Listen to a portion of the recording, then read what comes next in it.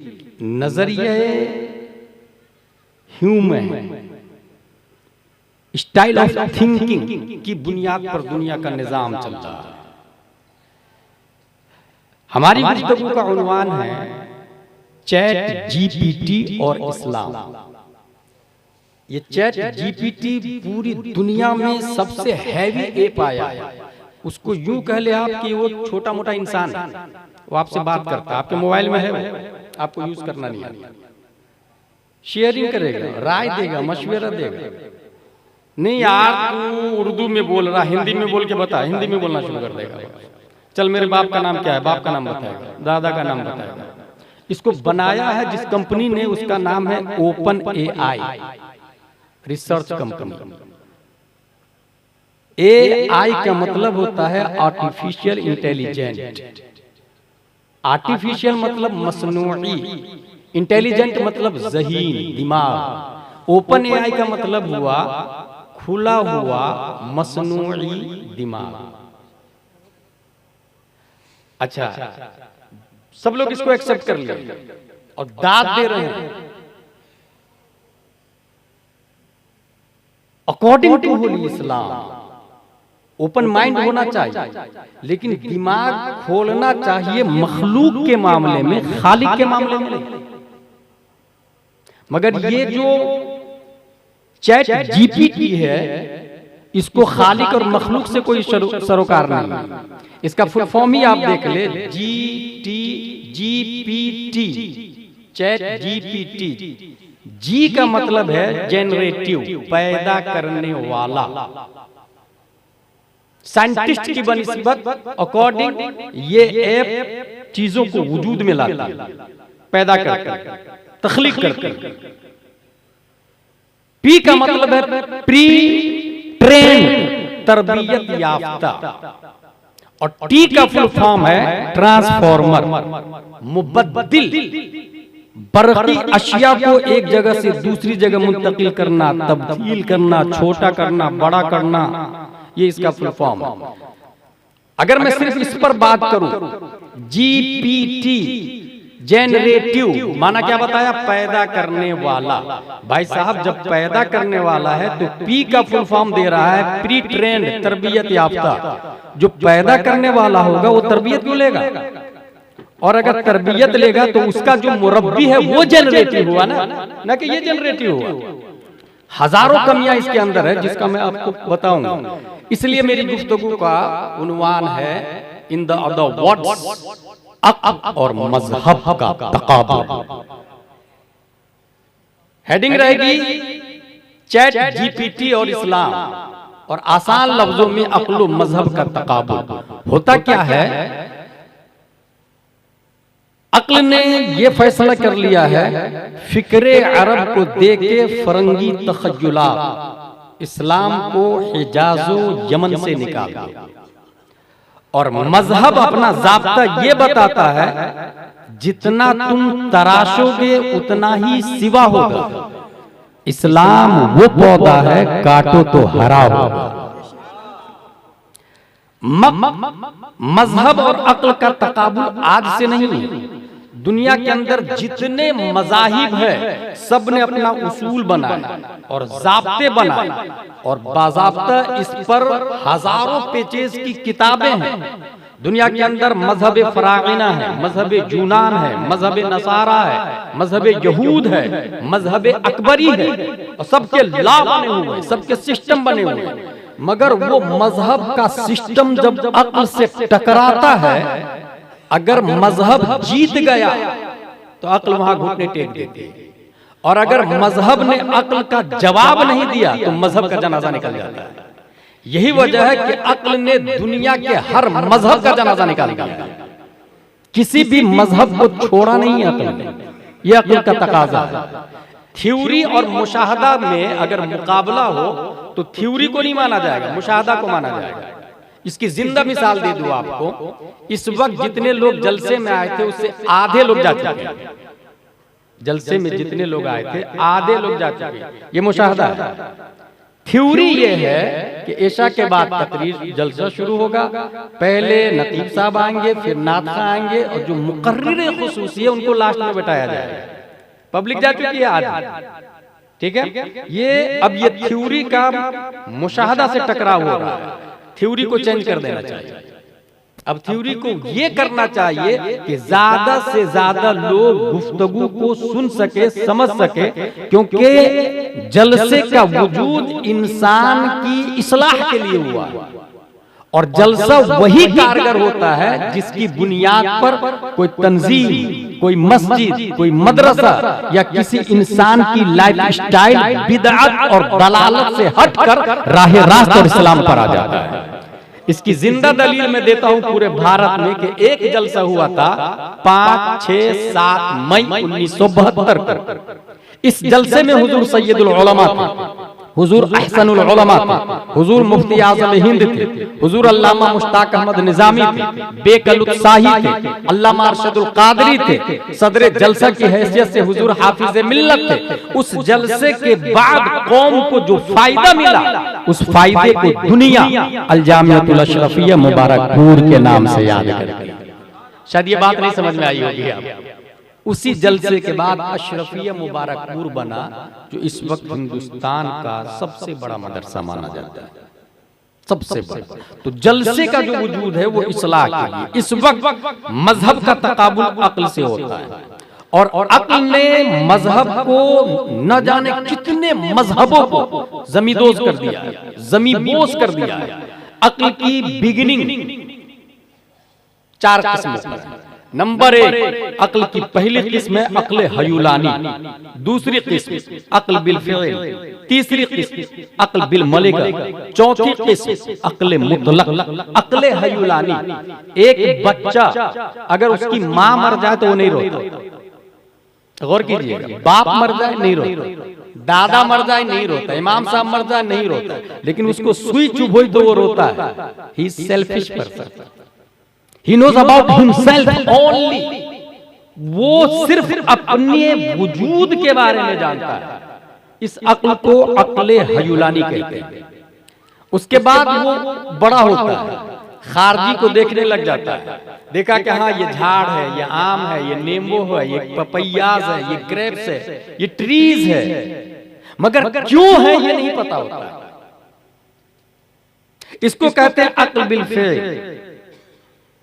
और अगर चीजों को देखकर उसकी बैकिंग का अंदाजा लगा ले कि किस बुनियाद पर ये चीज है, आप जिंदा क्यों हैं इसका पता लगा, आसमान ऊपर क्यों, जमीन नीचे क्यों है, अशिया को देखकर उसकी बैकिंग और रीजन और वजह का पता लगा ले, उसको कहते हैं अक्ल बिल मलिका। और वो वजह हमेशा उसकी नजरों के सामने में हो तो उसे अक्ल मुतलक कहा जाता है। अक्ल के बारे में तकरीबन 50 से ज्यादा तारीफ की गई है। अक्ल किसको कहते हैं? आमतौर से कुव्वत दर्राका और मुद्रिका को कहा जाता है। मैं आपको एक बात बताऊंगा, आपको हैरत होगी। मैं ये पूछ दूं आपसे, अक्ल रहती कहाँ? बताएं। मोस्टली लोग कहेंगे कि अक्ल सर में रहती है। इमाम शाफई कहते हैं गलत, अक्ल सर में नहीं रहती। इमाम मालिक कहते हैं ना, अक्ल सर में नहीं रहती। इमाम अहमद बिन हम्बल कहते हैं नहीं, अक्ल सर में नहीं। इमाम शाफई, मालिक और अहमद बिन हम्बल तीनों के दलाइल है कि अक्ल दिल में रहती है, सर में अक्ल ही नहीं। और दलील कुरान से देते हैं, अफला यतदब्बरुन कुरान अम अला कुलूबिन अक़फ़ालुहा। कुरान में गौर व फिक्र क्यों नहीं करते, क्या दिलों पे ताले लगे? इस आयत से इस्तिदलाल किया कि अक्ल सर में नहीं दिल में रहती है। लेकिन हमारे इमाम आजम अबू हनीफा कहते हैं नहीं, अक्ल दिल में नहीं सर में रहती है। इस वजह से कि इंसान का दिल हार्ट बीटिंग तो करता है, दिल धड़कता है, मगर मेंटल होने की बुनियाद पर कोई स्क्रू ढीला हो जाता है तो दिमाग काम करना छोड़ देता है।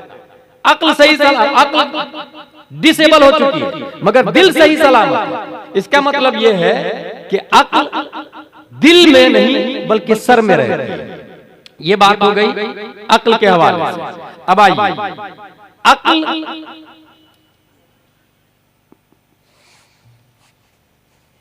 मजहब को बीट कैसे करता है?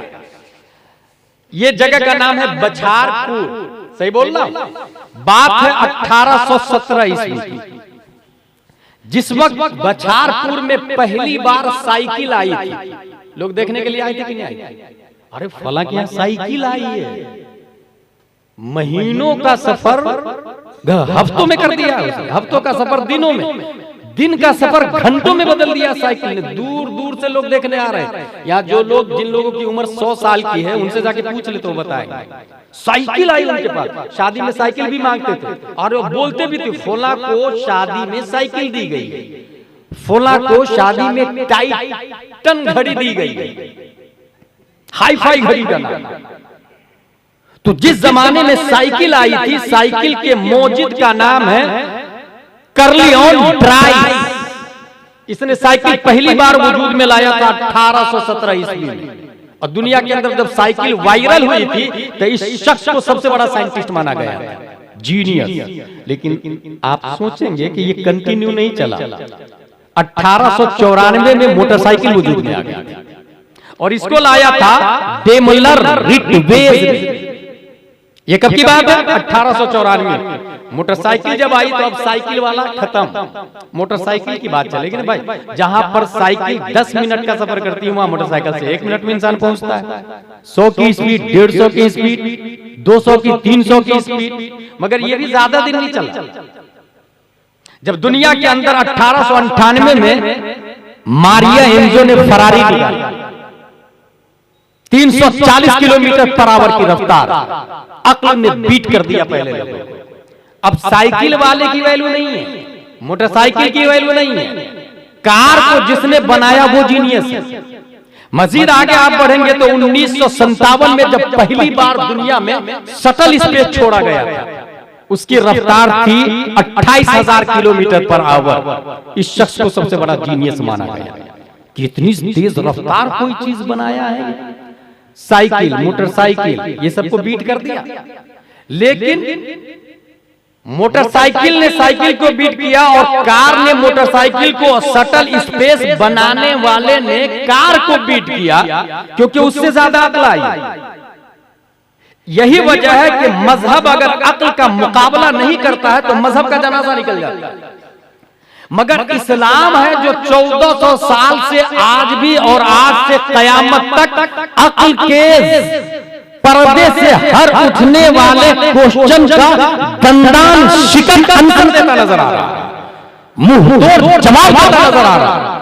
अगर आज का इंसान दुनिया में कोई भी चीज बना ले, फॉर एग्जाम्पल अगर कोई आके ये कहता है, कोई अक्ल ये कहती है कि सबसे ज्यादा तेज रफ्तार रोशनी है, तो इस्लाम ये बोलता है ये तूने नई बात थोड़ी बताई है।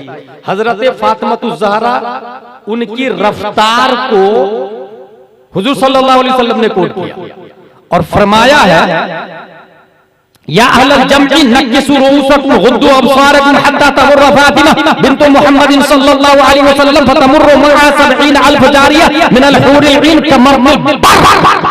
हजरत फातिमा ज़हरा रदियल्लाहु अन्हा हश्र में इतनी स्पीड से गुजरेगी जैसे बिजली। इसका मतलब यह है कि रोशनी की रफ्तार सबसे ज्यादा है। आइंस्टाइन ने 19वीं सदी ईस्वी में बताया और 1400 साल पहले आमना के लाल ने मक्के की धरती पर बताया। तो अक्ल का मजहब से मुकाबला होता है। अगर मजहब ने जवाब नहीं दिया, मजहब का जनाजा निकल जाता है। मगर इस्लाम खड़ा है और सीना तान के खड़ा है। और आइए, एक साइंटिस्ट है, उस साइंटिस्ट का नाम है हेनरी फोर्ड। उस साइंटिस्ट ने ये क्या कहा है कि अगर अक्ल को बढ़ाना हो तो उसके 8 तरीके हैं। Number 1, learn a foreign language. Number 2, try a new activity. Number 3, eat brain boosting food. Number 4, exercise. Number 5, get some sleep. Number 6, stay on top of your health condition. Number 7, meditate. Number 8, connect. ये 8 उसूल बताए हैं दिमाग को बढ़ाने के लिए, 8 तरीके बताए। अच्छा, ये किसने बताया? अक्ल ने 8 तरीके बताए। चैट जीपीटी वालों ने 8 तरीके बताए। अब जरा इस्लाम से पूछते हैं। यह है बुखारी शरीफ और कुरान शरीफ के बाद सबसे अफजल किताब है बुखारी शरीफ। अक्ल के बारे में इनकी क्या राय है, इसके बारे में सुनिए। बुखारी शरीफ और हदीस नंबर है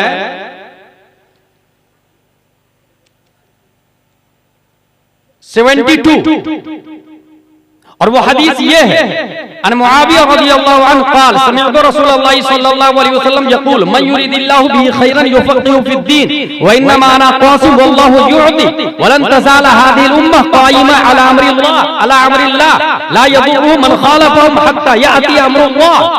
इस हदीस शरीफ में यह आया बुखारी शरीफ में कि अल्लाह जिसके साथ भलाई का इरादा फरमाता है उसे दीन की समझ फरमा देता है।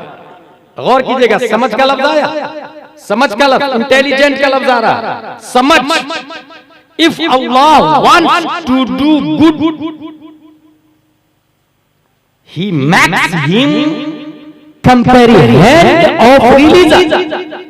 जिसे अल्लाह तबारक व तआला भलाई का इरादा फरमाता उसे समझ आता फरमाता। अच्छा, इस समझ के बाद में जस्ट ये आया व इन्नमा अना कासिम, मैं बांटता हूं। गौर कीजिएगा लफ्ज, इसका मतलब ये हुआ कि प्यारे मुस्तफा सल्लल्लाहु तआला अलैहि वसल्लम अक्ल को बांटते हैं। अक्ल के डिस्ट्रीब्यूटर कौन है? हुजूर सल्लल्लाहु तआला अलैहि वसल्लम। अब दुनिया के अंदर चैट जीपीटी ये बोल रहा है कि अक्ल बढ़ाने के ये 8 तरीके हैं और कुरान हदीस ये बोलती है कि अक्ल बांटने वाले मुस्तफा है।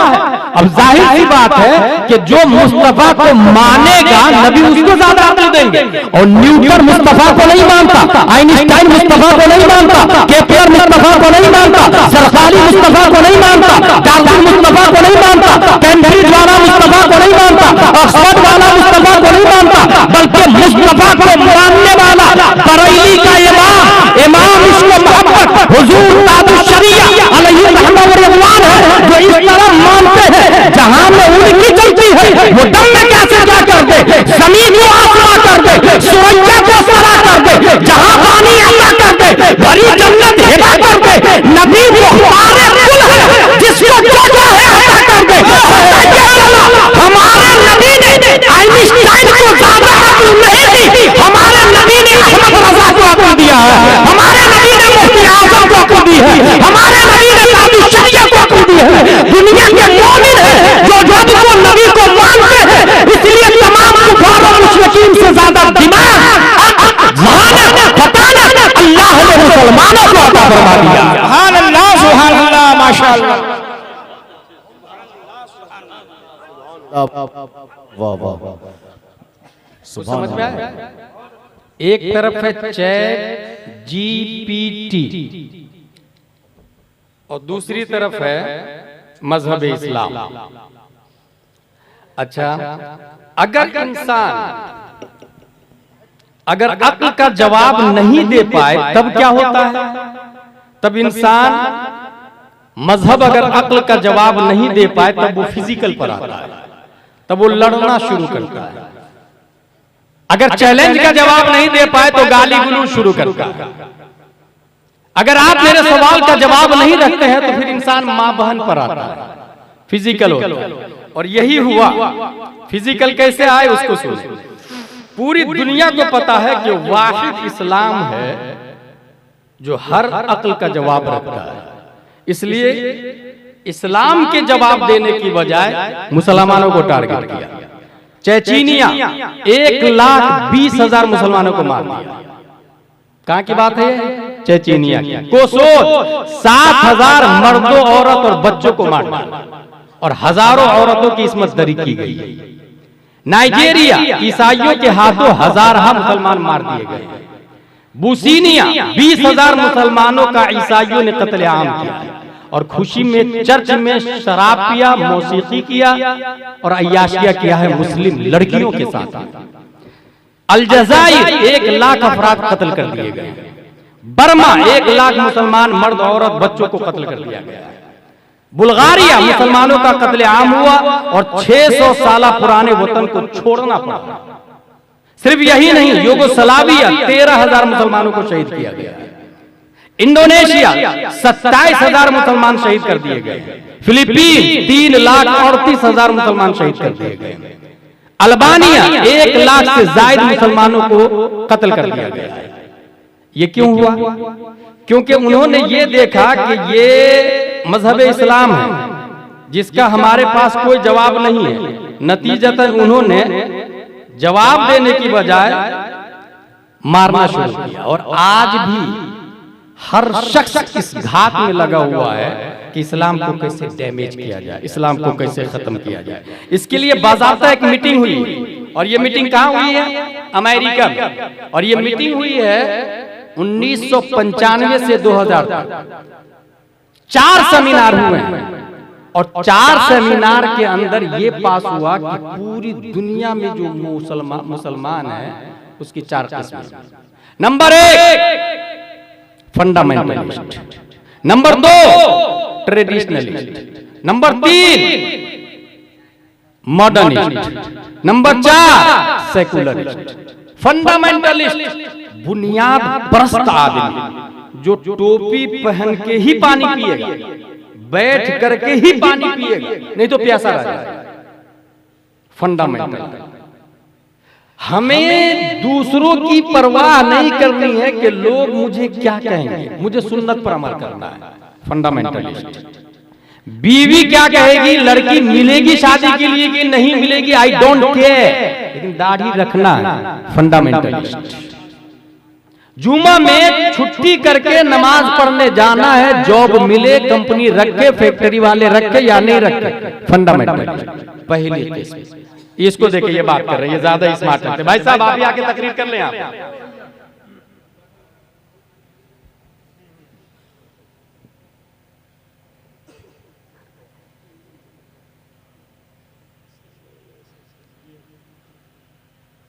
ट्रेडिशनलिस्ट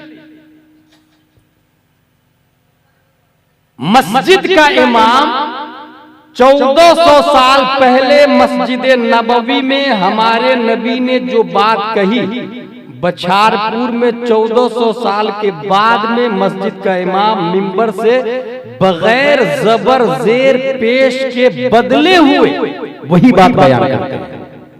गौर कीजिएगा, ट्रेडिशनलिस्ट इसी को कहते हैं। जबर जेर पेश भी नहीं बदला, हा की जगह हा की जगह हा। नबी ने अल्हम्दु कहा तो हम भी अल्हम्दु कहते हैं। मन तमस्सक सुन्नती, सीन से नबी ने कहा, हम भी सीन ही से कहते हैं, कोई नहीं बदल सकता। ट्रेडिशनलिस्ट इसको कहते हैं। तीसरी किस्म मॉडर्निस्ट, मुसलमानों की तीसरी किस्म किसने किया है? अक्ल में चैट जीपीटी वालों तीसरी किस्म बनाया है मॉडर्निस्ट। ये मॉडर्न मुसलमान किसको कहा जाता है? पहले मोबाइल नहीं था, इसलिए इंसान नमाज पढ़ता था, घंटी वंटी का कोई सवाल ही नहीं पैदा होता। मगर इस वक्त का हाल ये है, हालत नमाज में रिंगिंग होती, मोबाइल निकाला, अना फिर सलाह, और फिर रख लिया। भाई साहब आपकी नमाज बातिल हो गई। बोले कैसे? बोले आपने बात की ना, अना फिर सलाह कहा ना, गैर अफ़ाल नमाज। बोले वो नबी के जमाने में थोड़ी मोबाइल था, इस वजह से इस जमाने में है, तो माहौल के हिसाब से अपडेट होना चाहिए। इसको कहते हैं मॉडर्निस्ट। हंसने वाली बात नहीं, मैं कॉमेडी नहीं कर रहा, और मैं सख्त खिलाफ हूँ लाखों रुपया खर्चा करके जिस जलसे को सजाया जाए वहां मौजू और गढ़ी हुई रिवायत या चुटकुले बयान करके पब्लिक को हंसाया जाए। क्या फिलिस्तीन में आज भी हमारे बच्चे मारे नहीं जा रहे? क्या हमारे मुस्लिम यतीम नहीं हो रहे? क्या हमारे घरों के अंदर हमारी बेटियां मुर्तद नहीं हो रही? क्या हमारी बच्चियों के बॉयफ्रेंड काफिरों मुशरिक नहीं हो रहे? और हम मुस्कुरा रहे जलसे में, और जिसने हंसाया उसे दाद भी दे रहे, बहुत अच्छी तकरीर किया, हंसते हंसते पेट फूल गया था मेरा, माज़अल्लाह या रब्बिल आलमीन। बहुत पहले अल्लामा कमरुज़्ज़म आज़मी ने कहा था कि जिसकी आंखों के सामने हजारों लाशें हों, उससे आप कॉमेडी और लतीफे सुनना चाहते हैं। मॉडर्निस्ट अपडेट होना अपने आप को अक्ल के सामने, इसको मॉडर्निस्ट कहते हैं। और चौथी किस्म भी सुन ले, चौथी किस्म कहा जाता है सेकुलरिस्ट। ये कौन लोग हैं? अगर मजार शरीफ हुजूर शेरे बिहार अलैहि रहमा का रास्ते में आया, अस्सलाम वालेकुम हजरत, और अगर कोई मंदिर आ गया Ram Ram, that is secularist. और ये है, हम में है, मुसलमानों में ऐसे लोग हैं, नादिर बात नहीं कर रहा, वो सेकुलरिस्ट। अब अमेरिका की सोच देखिए, उसने ये कहा कि पहले दो किस्म जो है, फंडामेंटलिस्ट और ट्रेडिशनलिस्ट, इसको कमजोर किया जाए, इसको वीक किया जाए, उसको जलील किया जाए। जो लोग कुरान और हदीस पर चलते हैं उसके खिलाफ आवाज उठाई। मैं नकाब क्यों पहनूं, मेरा जिस्म मेरी मर्जी, ये आवाज, ये आवाज कहां से आ रही है? अमेरिका से। ये अक्ल की आवाज है, ये मजहब की आवाज नहीं, ये अक्ल की आवाज, जमाने की आवाज, अपग्रेड आवाज है। मेरा जिस्म मेरी मर्जी, पहनूं या नहीं पहनूं। उसने कहा पहली और दो किस्म को कमजोर किया जाए। पहली किस्म फंडामेंटलिस्ट, बुनियाद परस्त, 4 शादी करना सुन्नत है मैं करूंगा, बुनियाद परस्त, कमजोर किया जाए। समाज में उसको गिरा दिया जाए, उसे मायूब कहा जाए, अगरचे लिविंग रिलेशनशिप को लाइसेंस दे दिया जाए। आपको हैरत होगी, अक्लमंदों ने 100 से ज्यादा मुल्कों में लिविंग को अलाउ करा दिया। कानून पार्लियामेंट में पास हो गया भाई, यानी आपकी बीवी दूसरे के साथ में रिलेशन बना सकते हैं, आप कुछ नहीं कर सकते। ये मुल्कों ने पास कर दिया, और ये वही मुल्क पास कर रहा है जो दूसरी शादी पे बैंड लगा रहा है। यही इसी को कहते हैं फंडामेंटलिस्ट। इसको कमजोर किया जाए, ट्रेडिशनलिस्ट को कमजोर किया जाए। और हम हैं जो अपनी दुनिया में लगे हुए हैं, अपनी बिल्डिंग कैसे बनेगी, अपना खेत कैसे बढ़ेगा, और अपनी बिल्डिंग बन गई तो बेटे के लिए कहां बिल्डिंग बनेगी, पोते के लिए कहां बनेगी। नौजुबिल्लाहि मिन ज़ालिक मिन हाज़ल फ़िअल। फंडामेंटलिस्ट को कमजोर कर दिया जाए, ट्रेडिशनलिस्ट को कमजोर कर दिया जाए, मॉडर्न को आगे बढ़ाया जाए। जाकिर नायक मॉडर्न आगे बढ़ाया जाए। अगर आप भगा देंगे तो दूसरा मुल्क उसको नेशनलिटी दे देगा। तस्लीमा नसरीन मॉडर्न, मर्द नमाज पढ़ा सकता है तो औरत क्यों नहीं नमाज पढ़ा सकती? मॉडर्निस्ट, वो नमाज पढ़ाती। अगर मुल्क से भगा दे आप, दूसरा मुल्क उसको नेशनलिटी दे देते। ये दूसरा मुल्क नहीं दे रहा, अमेरिका दे रहा, अक्ल दे रहा। चैट जीपीटी वाला, आर्टिफिशियल इंटेलिजेंस के पैरोकार और मुजरिम मॉडर्निस्ट और सेकुलरिस्ट को आगे बढ़ाया जाए।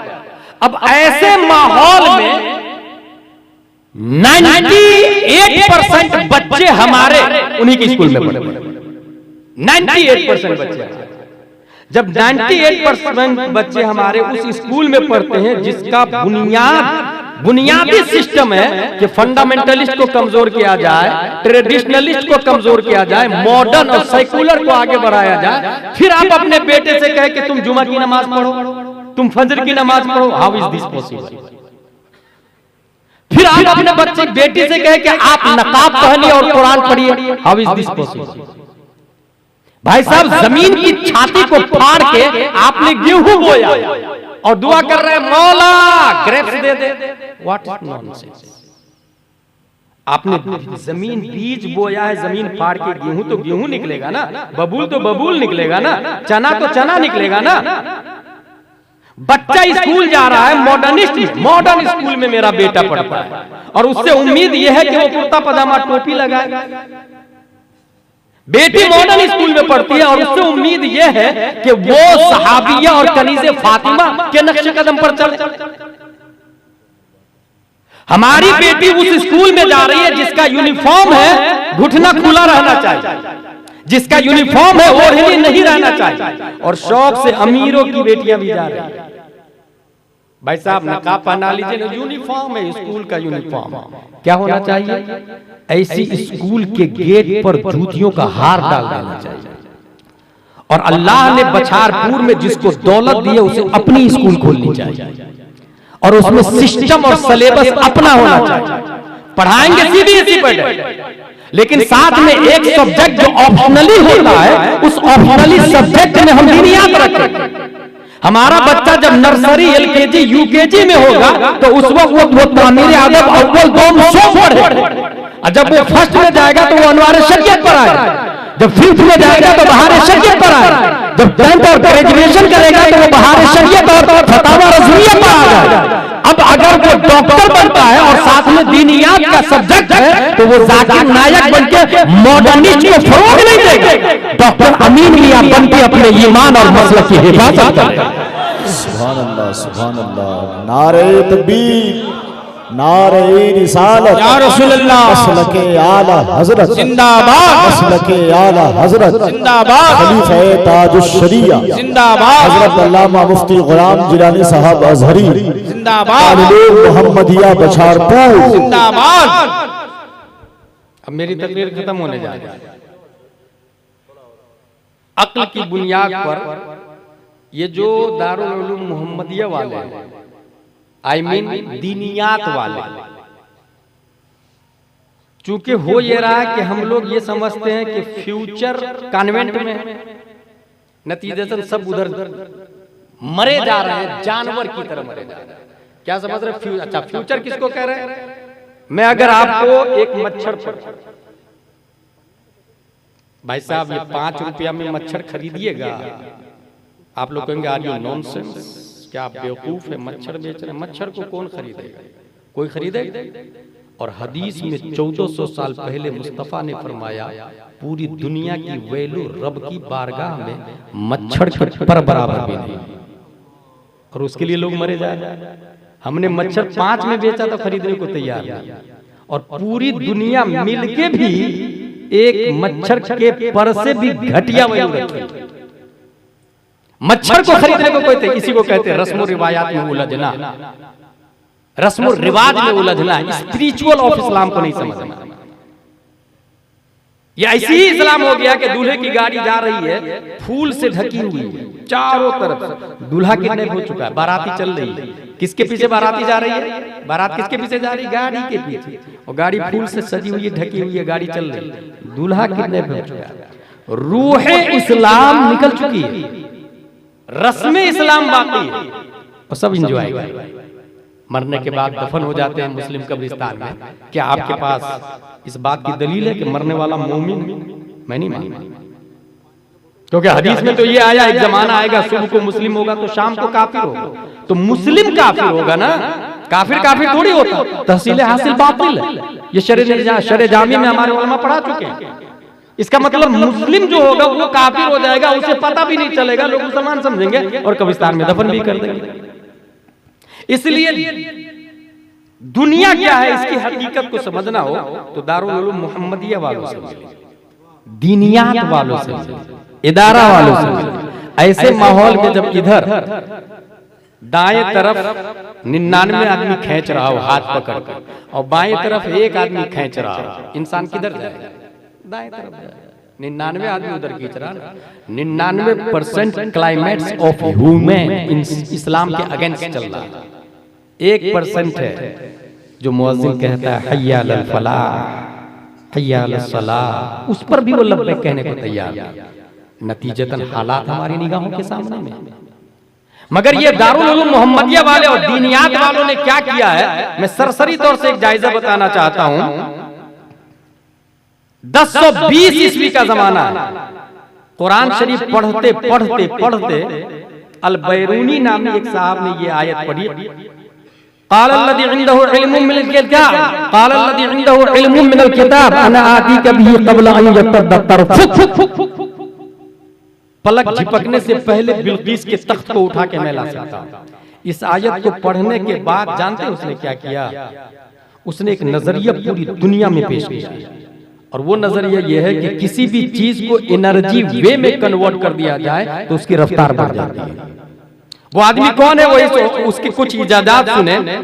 तिब पर इस आदमी ने 56 किताबें लिखी है, रियाजी पर 10 किताबें लिखी, फलसफा पर 17 किताबें लिखी, सोशल साइंस पर 14 किताबें लिखी, कीमिया पर 22 किताबें लिखी। बंद कमरे में कभी वो रोशनी को दाखिल करते थे, कभी खारिज करते थे। इसको और आसान करूं मैं तो आपको ये बता दूं, 1879 ईस्वी में आइंस्टाइन ने कहा कि रोशनी की रफ्तार सबसे ज्यादा है, मगर इस शख्स से 800 साल पहले अल बैरूनी ने यह कहा है कि रोशनी की रफ्तार 3 किस्मों में डिवाइड होता है। पानी के अंदर उसकी रफ्तार स्लो हो जाती है, फजा में रफ्तार अलग होती है, कांच से गुजारा जाए तो उसकी रफ्तार अलग होती है। रफ्तारों की किस्में करके 800 साल पहले दीनियात वालों ने बताया, अली बातासा वालों ने बताया। इसी थ्योरी से आवाज को रोशनी या एनर्जी वे में कन्वर्ट करके मार्कोनी ने सबसे पहले रेडियो को वजूद में लाया।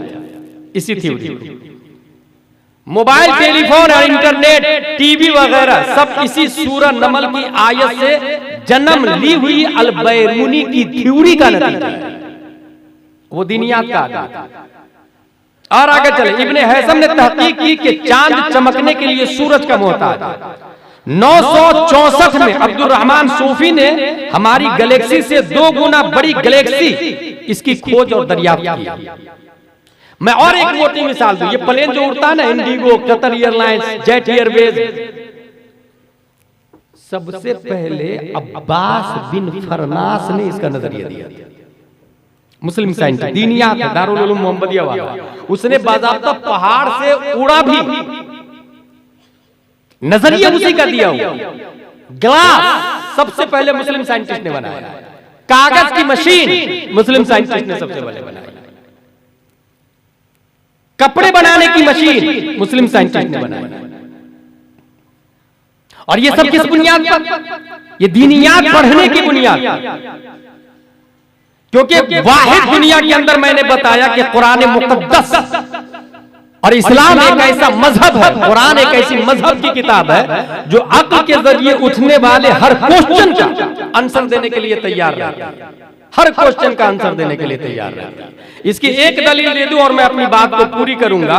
जैसा कि मैंने शुरू में बताया, चैट जीपीटी वाला, ये एबीसीडी वाला है ना, 1856 ईस्वी में एक साइंटिस्ट है सिगमंड फ्राइड, उसने ये कहा कि इंसान के अंदर 3 पर्सनालिटी, फीलिंग, डिसाइडिंग, एक्टिंग। पहले इंसान महसूस करता है, फिर फैसला करता है, फिर अमल करता है।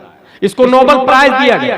ये आदमी 25 साल पढ़ाई किया है वियना यूनिवर्सिटी के अंदर, 25 साल पढ़ाई किया है। 25 साल पढ़ाई करने के बाद ये नजरिया दिया, दुनिया ने इसको नोबेल प्राइज दिया। क्या पढ़ा था ये? चैट जीपीटी वाला था ये, कॉन्वेंट सेंट पायस वाला था ये। अब जरा अली बातासा वाला की बात सुने, दारुल उलूम मोहम्मदिया जमदाशाही रोनाही अशरफिया वालों की बात सुने। अल्लाह तबारक व तआला ने ठीक उसी साल 1856 ईस्वी में हिंदुस्तान में एक साइंटिस्ट को पैदा करता है, और वो साइंटिस्ट किसी स्कूल नहीं गया, किसी एबीसीडी वाले के पास भी नहीं गया, किसी इदारे में भी नहीं गया, बस उनकी माँ भी पढ़ी लिखी थी, दीनियात, कुरान शरीफ और दीनियात की किताबें, और उनके वालिद साहब भी पढ़े हुए थे दीनियात की किताबें। वो बच्चा अपनी माँ से, अपने बाप से पढ़ाई करता है, और 3 साल की उम्र है, याद रखिएगा। सामने से तवाइफ की जमात जा रही है, उस 3 साल के बच्चे ने देखा और अपना दामन उठाया और आंखों को छुपा लिया। लोगों ने कहा वाह रे मियां, तवाइफ ने कहा वाह रे मियां, जिसे छुपाना चाहिए उसे खुला छोड़ दिया तुमने, और जिसे खुला रहने देना था उसे छुपा लिया तुमने। तो वो 3 साल का बच्चा जवाब देता है, सुनो, पहले नजर बहकती है, फिर दिल बहकता है, फिर इंसान गुनाह करता है। 25 साल पढ़ने के बाद सिगमंड फ्राइड ने नजरिया दिया था फीलिंग, डिसाइडिंग, एक्टिंग। ये 3 साल का बच्चा मदरसा का पढ़ने वाला, जो सिर्फ अपनी माँ, अपने बाप से कुरान शरीफ और हदीस शरीफ पढ़ा है, वो सिगमंड फ्राइड का दंदान शिकन जवाब देकर ये आवाज दे रहा है कि कॉन्वेंट का मोहताज नहीं है इस्लाम, सेंट पायस का मोहताज नहीं है इस्लाम, ऑक्सफोर्ड और कैम्ब्रिज का मोहताज नहीं है इस्लाम। इस्लाम के अंदर 1400 साल पहले ही कयामत तक उठने वाले हर क्वेश्चन का आंसर मौजूद है, हर सवाल का जवाब मौजूद है। और ये 3 साल का बच्चा कोई और नहीं, 10 शव्वाल 1272 हिजरी 14 जून 1856 ईस्वी में नकी अली खान की पीठ से बरैनी की धरती पर तसव्वुफात की करवटें लेता हुआ पैदा होने वाला कोई और नहीं, सुन्नियों की आन बान शान इमाम अहमद रज़ा। सुभान अल्लाह, नारे तकबीर, नारे रिसालत, मसलके आला हजरत खलीफा ताजुश शरिया सुबह तैयबा कॉन्फ्रेंस। अच्छा, ये होगा कैसे? हम अपने इस मॉडर्निस्ट सेकुलरिस्ट के जमाने में अपने ईमान की हिफाजत कैसे करेंगे? ऐसे करेंगे, ताजुश शरिया मस्जिद बनानी है, कौन देगा पैसा? हजरत मेरी तरफ से, पूरी मस्जिद की ईंट मेरी तरफ से, ठीक है भाई, नाम लिख लिया गया, पूरी मस्जिद की ईंट आपकी तरफ से। एक साहब खड़े हुए, हजरत पूरा सरिया जितना लगेगा ना 200-300 कुंटल मेरी तरफ से, ठीक है फौला साहब 300 कुंटल सरिया।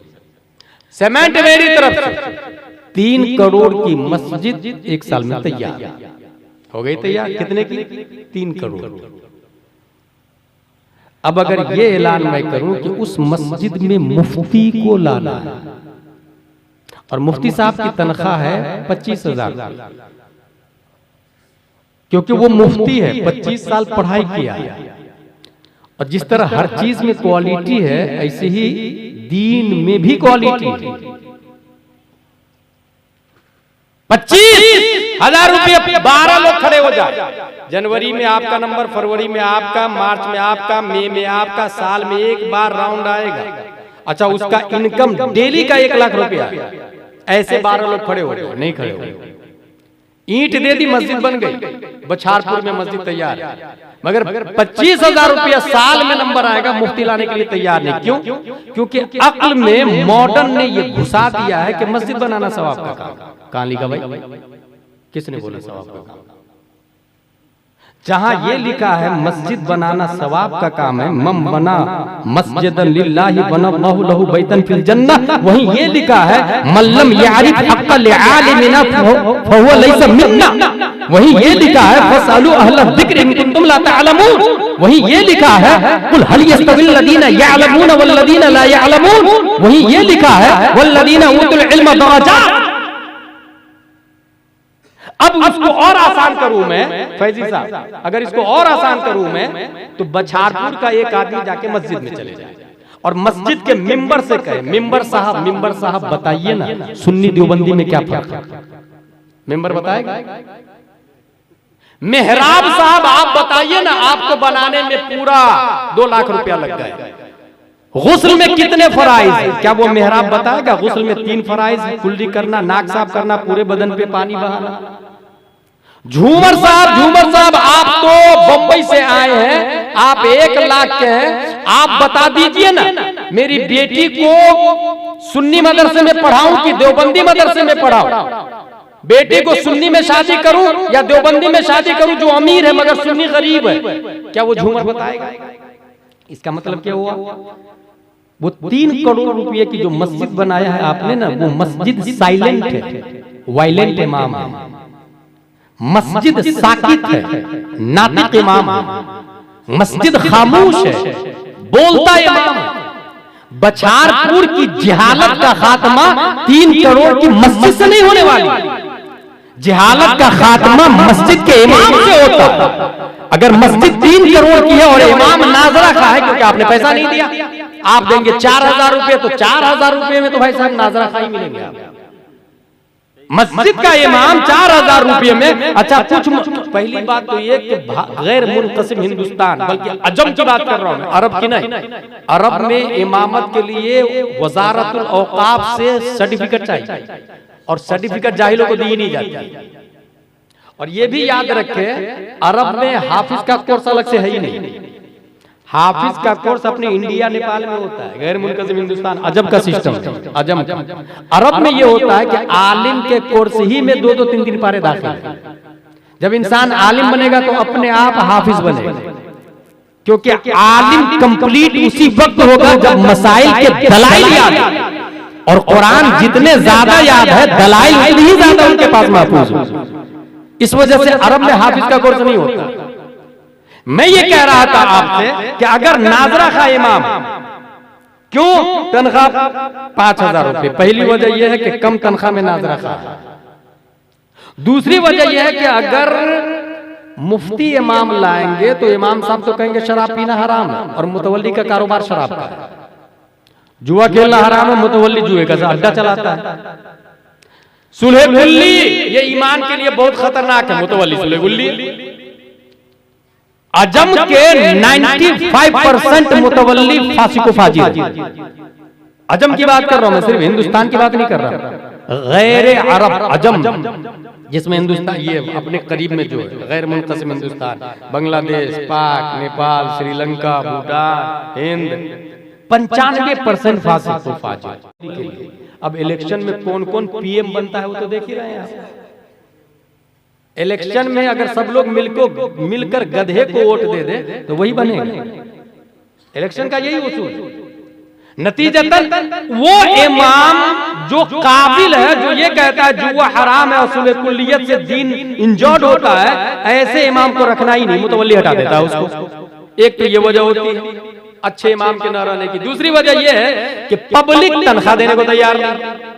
दूसरे मामलात में हर महीने कॉन्वेंट में 10,000 रुपया देने को तैयार है। सालाना 3-3 लाख रुपए स्कूल की बिल है, 3-3 लाख रुपए स्कूल की बिल वो भरने को तैयार है, मगर दारुल उलूम मोहम्मदिया में एक बच्चे के खाने का खर्च लेने को तैयार नहीं हुआ।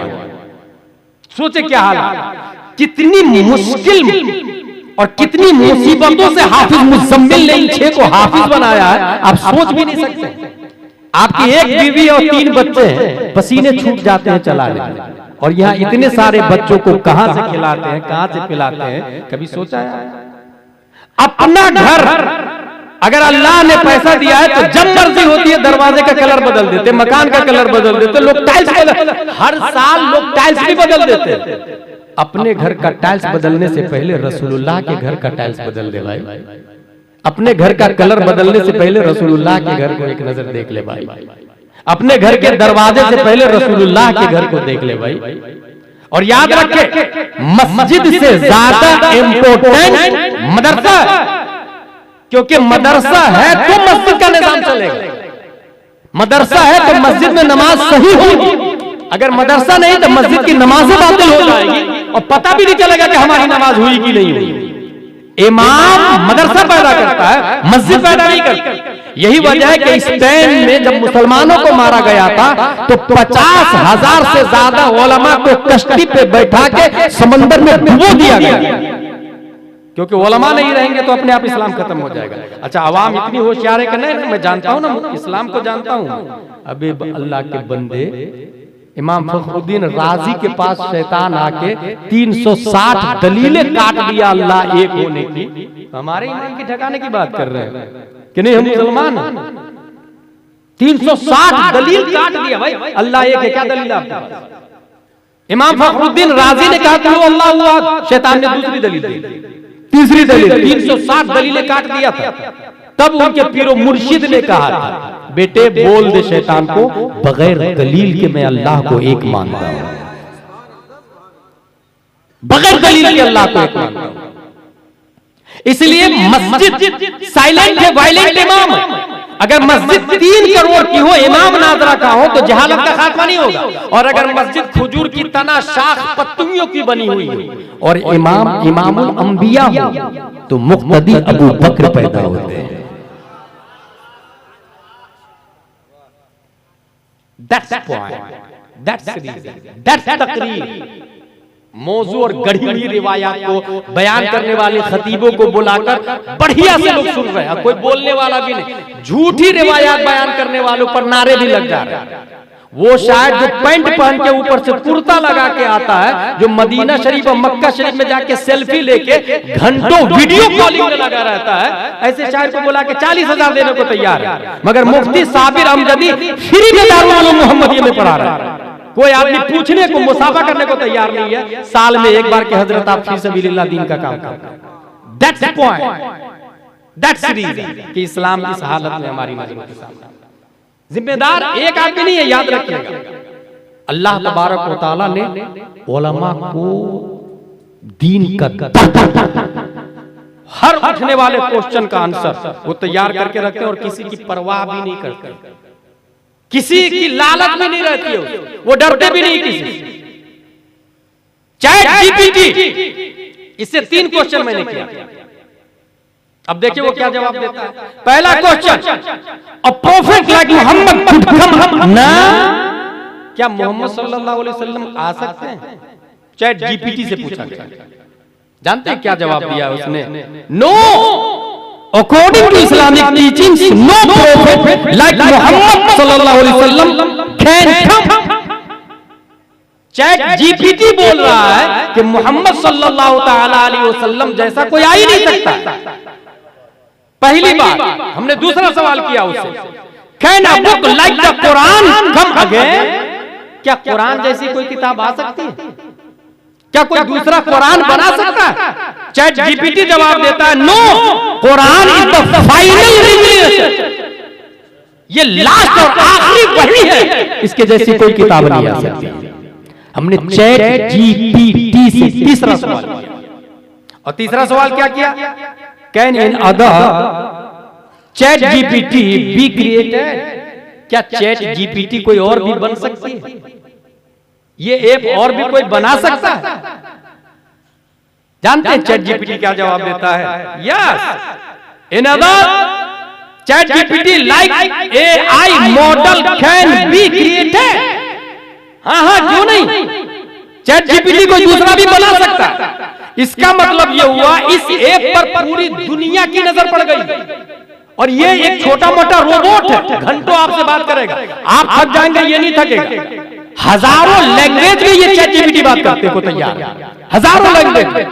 मगर हमने जो क्वेश्चन किया था, इसने कहा nobody will come in form of the नबुव्वह, इसने ये कहा no more books like the holy Quran can come again.